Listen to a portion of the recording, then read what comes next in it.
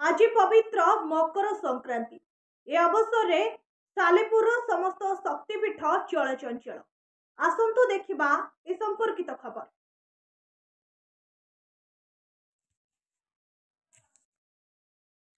आज हेउछि उत्तरायण मकर संक्रांति। मकर यात्रा पाई चलचंचल सालेपुर बटेश्वर अधिष्ठात्री देवी माँ भगवती पीठ। पुराण वर्णित गुप्तगंगा चित्रतोला नदीपीठरे शह शह भक्तों समागम। तार कारण है जो पुओ झील विभाघर होता है, विभाघर व्यवहार होता चाउल बिरी नदीकूल बिंचा जाए एवं पौड़ मसीना मुकुट नदी में विसर्जन कर गुप्त गंगा नदी में बुड़ पकेले समस्त मानसिक पूरण होता है बोली विश्वास हो आसी। सेथिपाई शह शह भक्त मकर मेला बुलिबा को आसी थांती। माँ भगवती पाखरे रात्रि 3टारू अपराजिता बेश परे बालभोग, मध्याह्न नीतिभोग, संध्यारे संध्या आरती सहित बालभोग करा माँ आज दिन ठारू मध्य रात्रि पर्यंत भक्त मानकु दर्शन दी थांती। संध्यारे सांस्कृतिक कार्यक्रम होता है। मकर यात्रा रे बहु व्यवसायी दूर दूरांतरु आसी दुकान बजार पकेबा व्यवसाय करी परिवार गुजराण मेंटाती। बहु दूर दूरांतरु भक्त माने मां को दर्शन करी लाभ करथांती।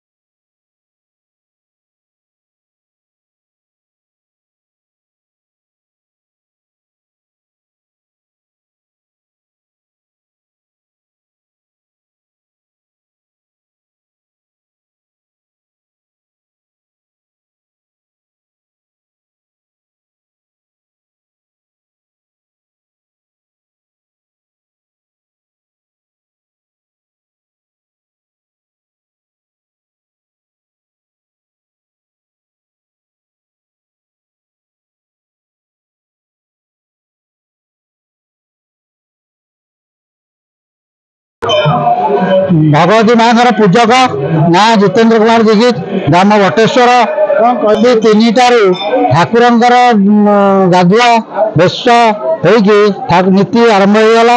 नीति सरीगला, भोर भोर सरीगला। भक्त आसिले पूजा पूजी आरंभ चली सुधा या पूजा आज आम ये निहती 4-5 हजार लोक हुए। दुकान बजार 3 दिन है पड़गला। बर्तमान ये ठाकुर नीति पुणी मध्याह्न भोजन 12टा बेलू नीति रंधा हे।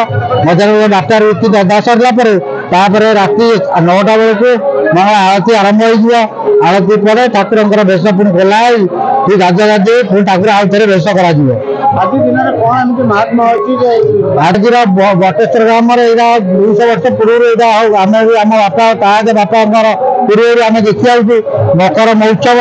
मकर संक्रांति बड़ यात्रा आमर कराए मकर बारेणी त्रिवेणी 3टा यात्रा भगवती माँ यहाँ किंतु ये मकर महोत्सव हेतु राति अंधार लोक आसिकी नदी चित्रकला नदी में बुड़ पकाती पूजा करती। मकर चावल पूजा कर भोग पाई जाती। मकर चावल नीति माँ पाखे बढ़िया पूजा हुए। नई पठा बढ़िया जगह ये समस्त दर्शन कले बहुत सुंदर लगे। माँ को मनस्कामना पूर्ण करेंगे। माँ समस्त दुख शुणती। माँ दुख वाहिनी।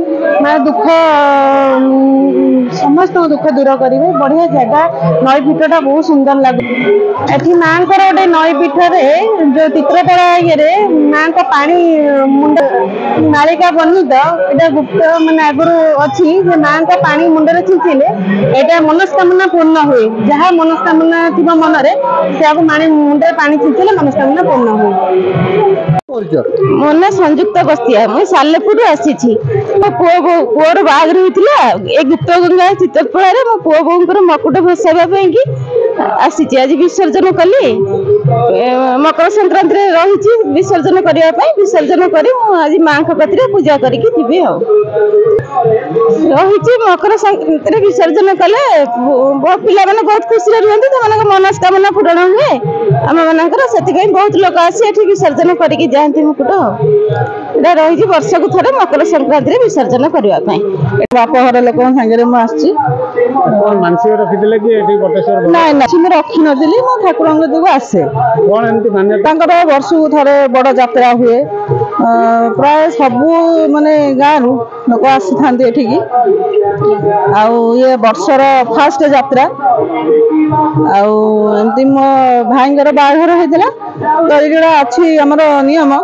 ମାନେ ଯୋଉମାନଙ୍କର ବାହାଘର ହେଇଥାଏ ତାଙ୍କର ସବୁ ଯୋଉ ବାହାଘର ସବୁ ଯୋଉ ଜିନିଷ ଲାଗିଥାଏ ମୁକୁଟ ପଉଡି ମସିଣା ଆଉ ସେ ଯୋଉ ଚାଉଳ ବିରି ଏସବୁ ନଈରେ ପଡେ ଆଉ ଆମେ ସେ ସବୁ ନେଇକି ଆଜି ଆସିଛୁ ମାଙ୍କୁ ଦର୍ଶନ କରିବୁ ତାଙ୍କ ଆଶୀର୍ବାଦ ନେବୁ ଆଉ ବର୍ଷର ଆରମ୍ଭର ଇଏଟା ମାନେ ବଡ ସଂକ୍ରାନ୍ତି ଆଉ ମାଙ୍କର ଆଶୀର୍ବାଦ ନେବୁ ସେଥିପାଇଁ ଆମେ ସବୁ ଆସିଛୁ ଆଉ ସଂକ୍ରାନ୍ତି ସମୟରେ ଭଲରେ ପାଳିବେ ଆଉ ଭଲରେ ଭଲ ସବୁ ଆଉ ଦର୍ଶନ କରିବେ ଭଗବାନଙ୍କୁ ଆଉ ସଂକ୍ରାନ୍ତିରେ ଆସେ ଆଜି ମକର ସଂକ୍ରାନ୍ତି ସେଥିପାଇଁ ମାଙ୍କୁ ଦର୍ଶନ କରିବା ପାଇଁ ପଳେଇ ଆସିଲୁ ଆଉ ମେଳା ଗୁଡ଼ି ଉଡ଼ା ହୁଏ ଆଜି ଆଉ ସେଥିପାଇଁ ଠାକୁରଙ୍କର ମକର ଚାଉଳ ଭୋଗ ହୁଏ ସେଥିପାଇଁ ସବୁ ଆସିଛନ୍ତି ଭକ୍ତମାନେ ଆଉ